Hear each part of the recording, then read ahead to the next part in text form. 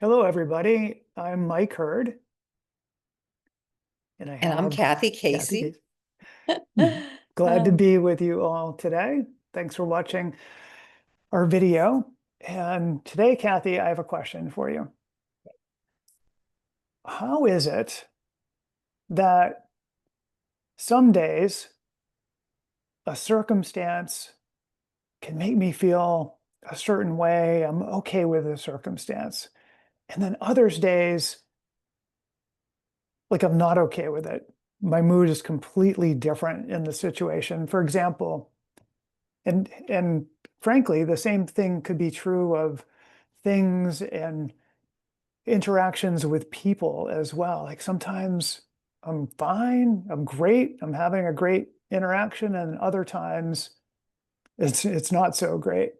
Like I was in traffic the other day, bumper to bumper, the whole Maine Labor Day weekend traffic. And yep. and I'm looking around and I see bumper to bumper. And so I'm looking around, not going anywhere. And in one car, I see somebody just kind of dancing to their music and just sitting there, kind of a half smile on their face.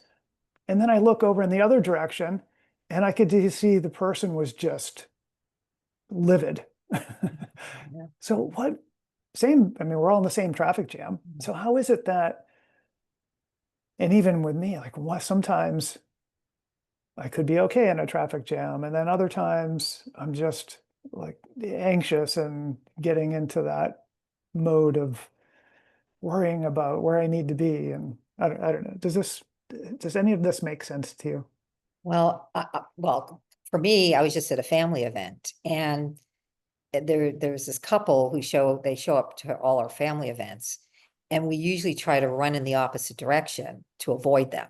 Okay, I mean that's because there's just something about them, and it's a long story, but anyway, that's our first like. And my sister will look at me and we'll look at each other like, hey, we gotta move to the other side of the yard or something.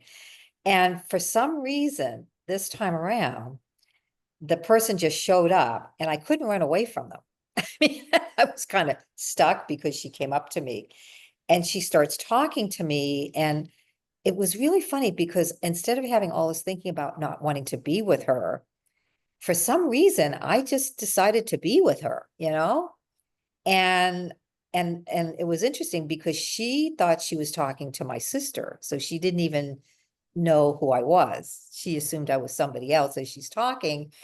And and it suddenly hit me, oh, she doesn't see me. She thinks she's talking to my sister. Anyway, to make a long story short, after that whole thing ended, and she went on to to talk to somebody else, I'm like, wow, that wasn't so bad after all. And but meanwhile, later my sister told me, "Oh, I saw you were trapped. You were trapped with her." And I couldn't even tell my sister, guess what? I didn't feel trapped because she would not understand why I felt that way. But so the question is, and I would say to me, well, what's up with that? Like, why would I dread being with somebody usually I would say for the past 10 years? I mean, this has been going on for 10 years, and out of the blue, I'm just totally okay with having her talk to me. Well, what is the variable? Because she's the same person. I'm the same person. But what is that? Well, the variable is all that thinking I had about her wasn't there. It just literally wasn't there. In fact, I became fascinated because I could tell she didn't know who she was talking to. So I even became more fascinated and maybe a little concerned, like, oh, wow. And then she kind of announces at one point, I said, well, actually, I'm Kathy. You're talking about my sister Lucy. And she goes, oh, I'm so sorry. Well, I have Alzheimer's, don't you? And I said, oh, no, I didn't know that. And so we talked about that a little bit. And then she went off and then later on when I was leaving, she came, oh, I'm so glad I saw you. And I'm so glad that you and Paul came and I'm thinking, oh, she still thinks I'm my sister Lucy. She Hmm. still, and then my heart really went out to her because I thought, wow, she really does have Alzheimer's. Her memory is not there. But even before I knew that, even before I knew that, it just wasn't there. So because I know what I know about the nature of thought, and that we're always in thought, we're thinking beings all the time. And it's inevitable, we're going to have a lot of thinking about certain situations or certain people. I mean, I hate traffic. I live in the Bay Area, San Francisco Bay Area. And when I used to have to commute, I used to, hang on to the steering wheel and think my way ahead, like thinking harder, thinking that's going to make the car go faster. I mean, I was totally, totally like hating it. And so again, there are times though when you're just not in that same state of mind. You're kind of like, well, this is just traffic. This is just how it is. And you don't have that intense feeling. I mean, you may be annoyed, but not to the point that you just want to, start beeping the horn and somehow that's going to make everything move faster.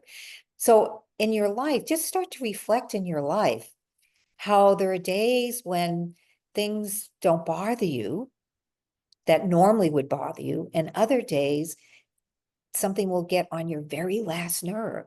Whether I love my Uncle Harry story. Everybody has what I call an Uncle Harry. Like when you go to a family event, you think, oh, I don't want to have to sit near Uncle Harry because Uncle Harry's he goes on. I mean, nobody wants to sit with Uncle Harry. And I even asked a whole group of people that I was doing a training program, and I said, how many of you have an Uncle Harry in your life? And all of a sudden, even just thinking about the fact that they have one, it's like the whole room kind of groaned together. so, so the person wasn't even in the room and they were having the experience of Uncle Harry, just thinking about him. But then I pushed them. I said, well, are there times when you're around Uncle Harry and he gets on your very last nerve, and other times you kind of go, well, that's just Uncle Harry being Uncle Harry. I mean, we've all had that experience. Well, what accounts for that? Because he's still the same, Uncle Harry. But why is it there are times when it gets to us and other times it does? Well, again, it's the variable. It's where thought is. And see, I'm creating my moment-to-moment experience all the time through thought. It's not the people and it's not the traffic. And the only reason why I can say that is because it changes, where the situation or the person is exactly the same, but now I'm having a different experience. Well, what would account for that is I have different thinking. So the one day you just think it's just not, you're not going to make it. Another way I love to talk about this idea of when we're in our work world. And I remember there are days I would think, I'd look at the clock and I think, it can't be only 2:00. It's like the day, like you were talking about, we're coming off a 3-day weekend and today's like, it's almost worse than a Monday coming off of a 3-day, all this thinking, and we talked about this the last talk, all this thinking about the day of the week. But we have, and it, again, it changes. It changes. So just start to consider that when you think something is true because of the person or the situation, when you truly think that's giving you the feeling that you're annoyed, impatient, just consider maybe it has nothing to do with the person or the situation. Just consider it might be just where your thinking is. And that thinking is never the same all the time. And that we think our way through life.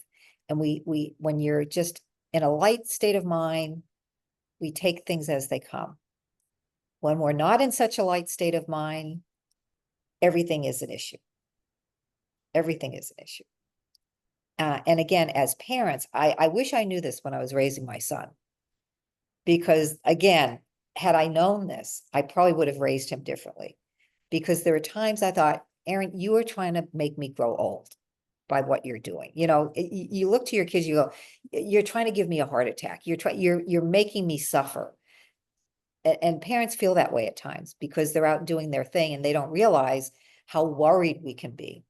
Well, I didn't realize that worrying about my son wasn't required to be a good parent.